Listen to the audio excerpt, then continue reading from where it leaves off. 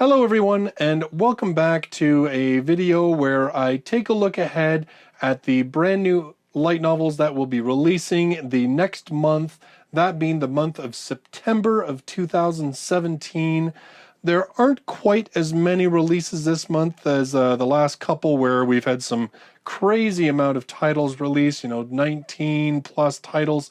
This month we have one brand new series debut, as well as I believe it's just a one-shot novel. We'll get there when I get there.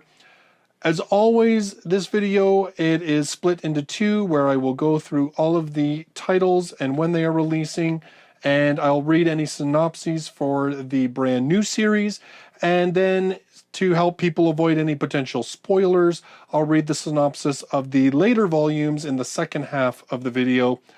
I always post the titles as well as the dates that they're releasing in the description of this video, and I also do a version of it on my website, so that way if anything gets sort of released at the last moment that I didn't catch, I always make sure that the description for this video as well as my website are fully up to date. So if you find yourself looking a little bit later on and you think I might have missed something, by all means, let me know, or check the description or my website to see if I caught it. One title in particular that I'm kind of surprised we don't have is Invaders of the Rokujouma. J-Novel's been releasing, they released volumes 1, 2, and 3 right away, but then 4 and 5 released 1 month each after. This month I expected to see volume 6, but as I'm recording this, there's been nothing posted on Amazon or anywhere else that I can find, so either they're not putting out a volume of Rokujouma this month, or it just hasn't gotten uploaded. So again, that might be a title that we see, volume 6 of Invaders of the Rokujouma, but as of yet, nothing has been officially announced. So let's get into the brand new releases in September. So September 3rd, 2017, we have Volume 5 of Grimgar of Fantasy and Ash. Now this is the ongoing ebook release that J-Novel Club is doing. There are several volumes ahead. Volume 2 was just released by 7 Seas. They're in partnership with J-Novel, and they're releasing J-Novel's titles in physical format. I think I saw a listing for the paperback version of 5 set for January of 2018. I may be wrong, but that would be about right with sort of the timing line in terms of the releases that 7 Seas is doing. So J-Novel Club is always a couple volumes ahead, but hopefully 7 Seas starts getting caught up shortly. On September 12th of 2017, we have from, funny enough, 7 Seas, a physical release of J-Novel Club's translation of Occultic 9 Volume 2. Now, I actually have Volume 1, the ebook version, and I have never gotten around to reviewing it. I was actually looking at that just the other day thinking to myself, now that the physical releases are caught up, I should really do that. So maybe in the next couple of weeks you'll see a review for at least Occultic 9 Volume 1 from me, and we'll see what I do about Volume number 2, but at the very least I'm going to try and do Volume 1 soon. On September 19th is when we get Yen On's Dump. They always sort of drop all their titles on the same time. I have a couple of ongoing series here. First off, we have Accel World, volume number 11. So volume 10, which I've yet to read and review, was short stories. Volume 11 is continuing the storyline where we kind of left off at the end of volume number 9. So we have that coming out. We have Baccano, volume number 5. I only reviewed volume 1. I thought it was a good series, like I enjoyed the first volume, but I have to say the fact that it's hardcover only release kind of made me shy away from it. Maybe I'll start picking them up. I think they're starting to release them in ebook version. I'd have to double check that, but maybe that might entice me to go back to it. Blackbullet, volume number 7. So Blackbullet, we had a two-part story in volumes 5 and 6. And then volume 7, here's the kind of the weird thing. Volume 7 starts a new storyline and then just ends. And so far, there has been no volume 8 and no word on volume 8. Apparently, there has been some statements from the illustrator that there is a volume 8, that it is currently being worked on. So there are still talks that this series is ongoing, but I don't think anything officially has surfaced from the author or even the publisher directly yet. So it's kind of frustrating because, again, it's an unfinished storyline. I dropped Blackbullet at volume 5, which seems kind of funny. I should have at least done 6 to finish that storyline, but I was kind of unimpressed with volume 5, so that was why I did that. Then we have Death March to the Parallel World Rhapsody, volume number 3. Now they've announced an anime is going to be coming of this series, which is probably going to pump up the notoriety of the series. Now, in Japan, the most recent, I just did one of my top 10 in Japan.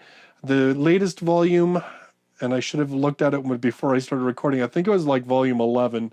Anyway, the latest volume of Death March was in that top 10 sales in Japan for the week. So it is still a pretty popular series in Japan.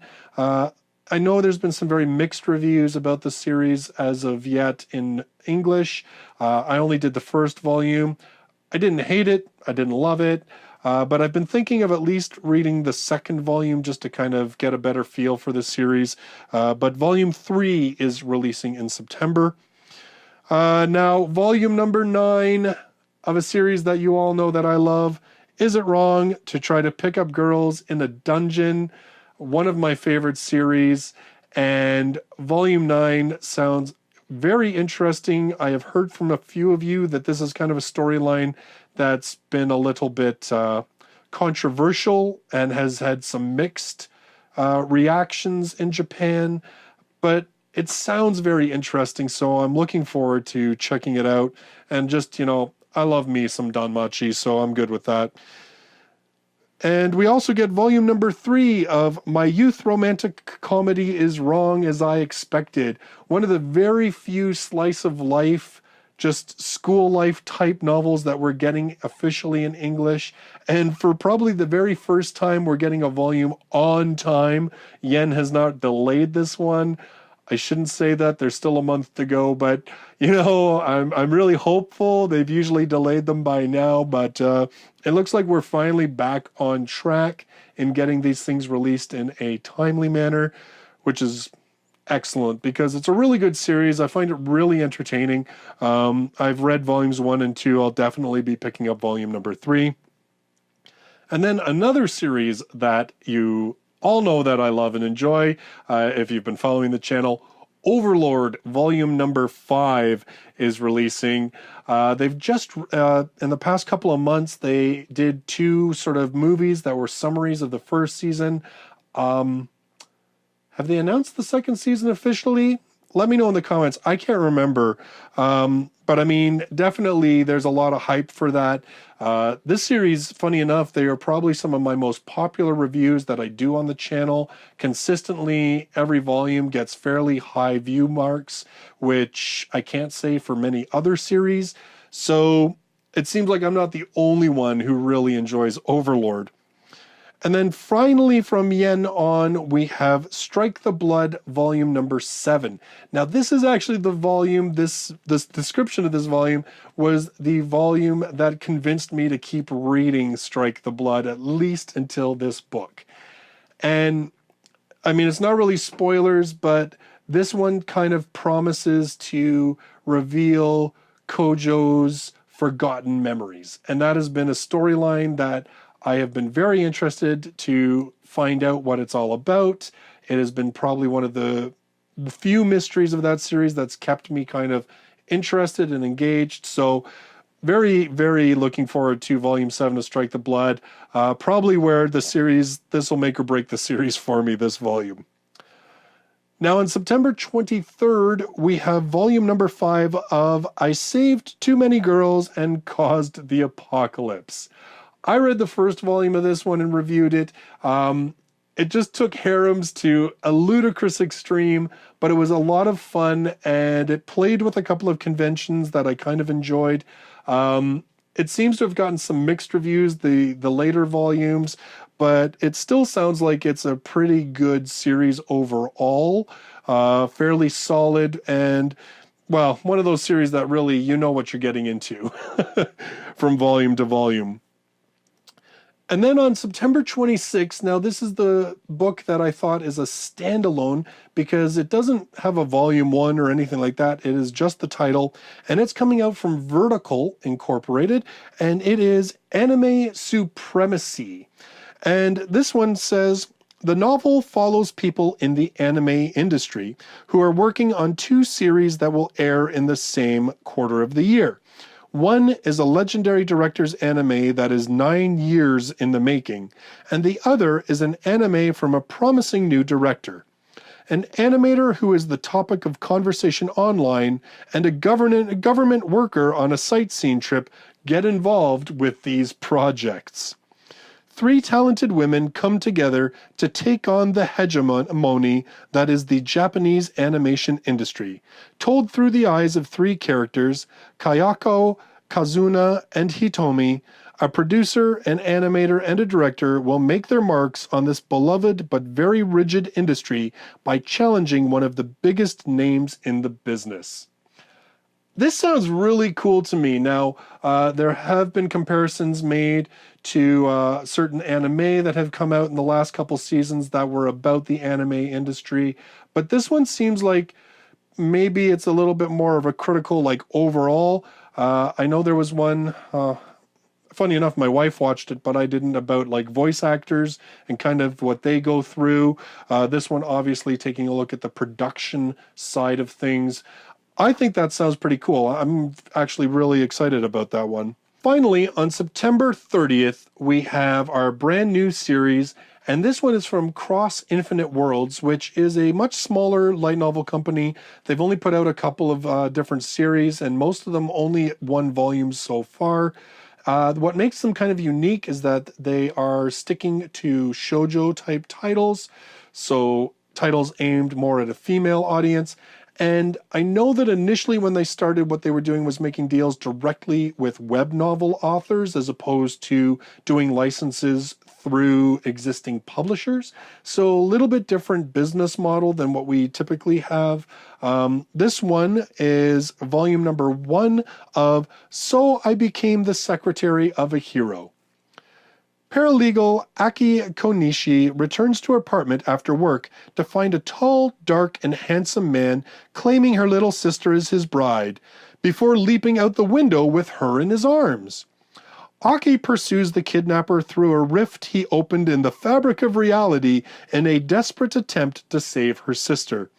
Along the way, Aki encounters a dashing hero, a manly mage, and a handsome priest who unwittingly drags her into their battle against the Dark Lord. But what can a normal office worker do to help a hero and his team? Become the hero's secretary, of course.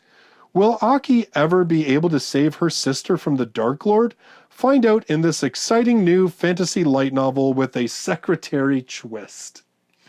So, kind of interesting. It sounds like it's blending a bit of isekai and superheroes, and yeah. So I mean, you know what? When I read this description for this one, I kind of thought I haven't read any of Cross Infinite Worlds books yet.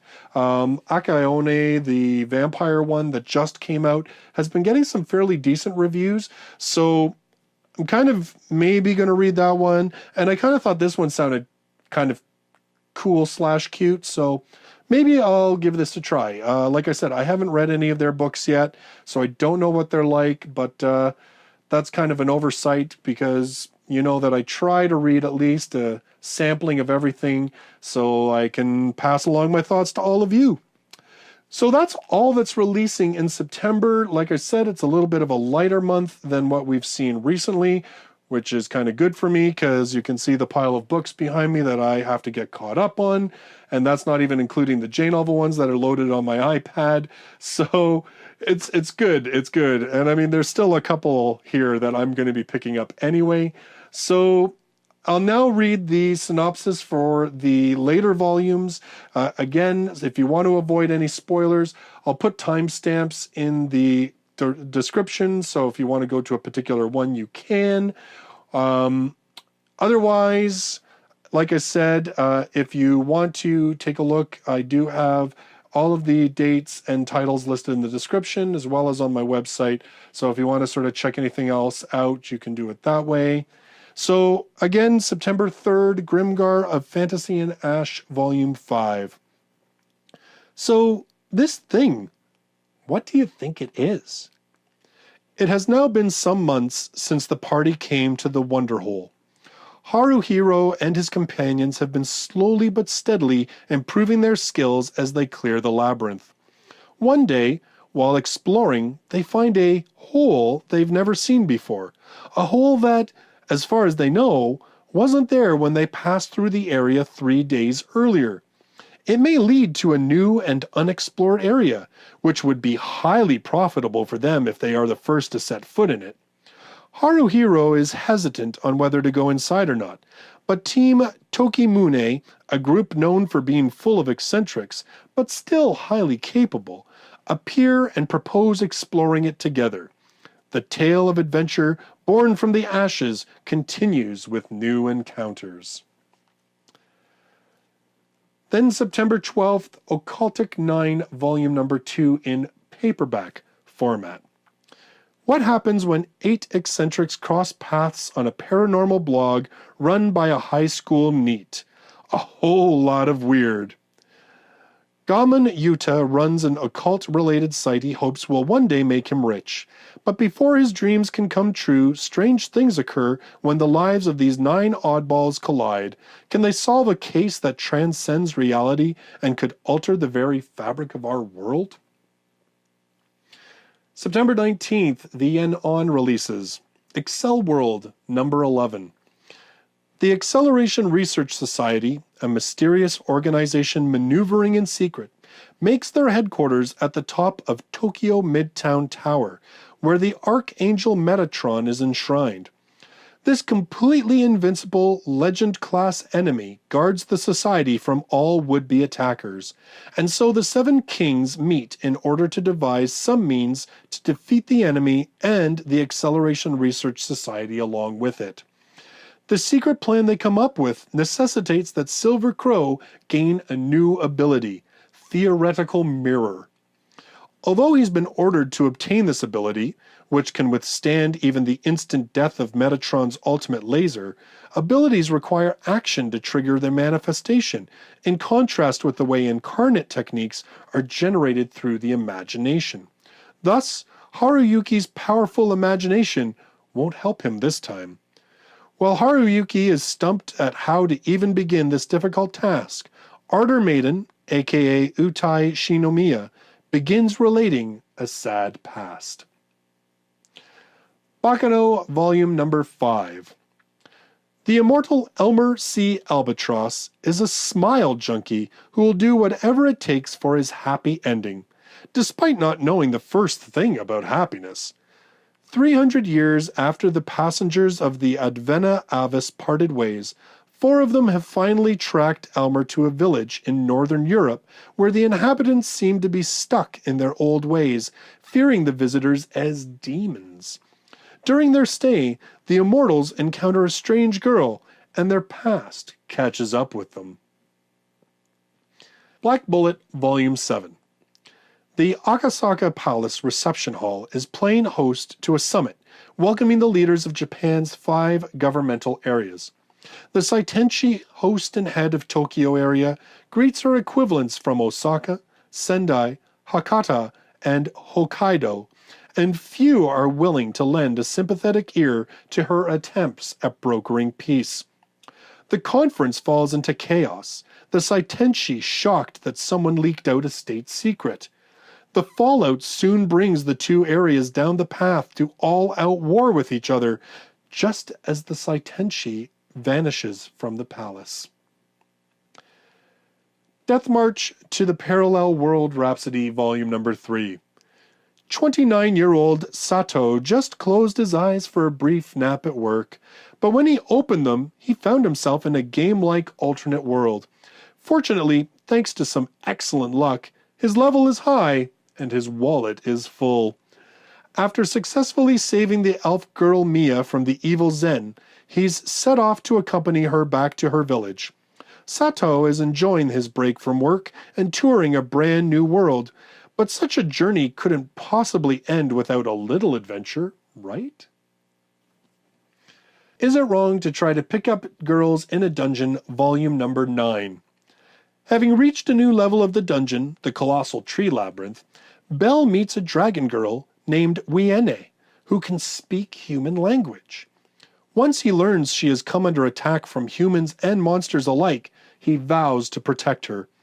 This decision brings chaos to the capital as the two navigate ruthless hunters, the irremediable strife between monsters and humans, and the plans of the guild's true leader. The bizarre situation shakes humans, monsters, and deities to the core in Volume Number 9. My youth romantic comedy is Wrong as I Expected, Volume Number 3. Nothing ever changes. No friends, no girlfriends, nothing but a solitary life at school. So why is Hachiman so uncomfortable? Maybe it's the fact that their clubroom is one girl short. There's no way Yukino and Hachiman can solve the problems born from this chain of misunderstandings. The bittersweet time with Totsuka, preparing for battle with Zaimokudza, a secret side of Mrs. Hiratsuka, and strip poker? Surrounded by characters sprinting headlong in the wrong direction, will the club ever return to normal? Overlord Volume 5. In the kingdom of Rhapsody, a sinister organization known as the Eight Fingers holds sway of the criminal underworld. Ainz orders Sebas to infiltrate the capital to gather intel on this shadowy group sucking the marrow from the kingdom's bones. At the same time, a young soldier named Climb struggles to hone his skills to better serve the Golden Princess, while the one great warrior Brian returns home a broken man. Against the backdrop of an ancient city fraying at its edges, three men will challenge the corruption of the vicious Eight Fingers. Strike the Blood, Volume Number 7. Nagisa has collapsed. Kojo rushes to the hospital, but suddenly a mysterious girl appears, and she looks just like Avrora, the former fourth primogenitor. She backs Kojo into a corner, but is she the real Avrora? Through this encounter, Kojo regains his lost memories. What will he remember? Finally, Kojo's past and the secrets of the fourth primogenitor are revealed. September 23rd, 2017, I Saved Too Many Girls and Caused the Apocalypse, Volume Number 5. After everything Rekka and the girls have been through, and with summer fast approaching, Iris thinks it's time for a beach vacation. And not just any beach vacation, mind you, an intergalactic one that will take them to a bright blue planet of endless oceans and perpetual summer. But the waters, and the secrets, run deep here on Burano. After a group of space pirates shows up to crash their vacation, Rekka will find himself wrapped up in a conspiracy involving the treasure of a mermaid princess.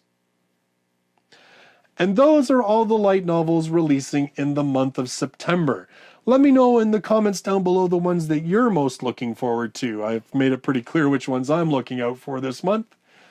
So if you're brand new to the channel, don't forget to subscribe so you can check out all of my future light novel reviews, including reviews of some of these titles that I've just gone over. Thank you all for joining me in this video, and I look forward to seeing you in the next one. Till then, bye-bye for now.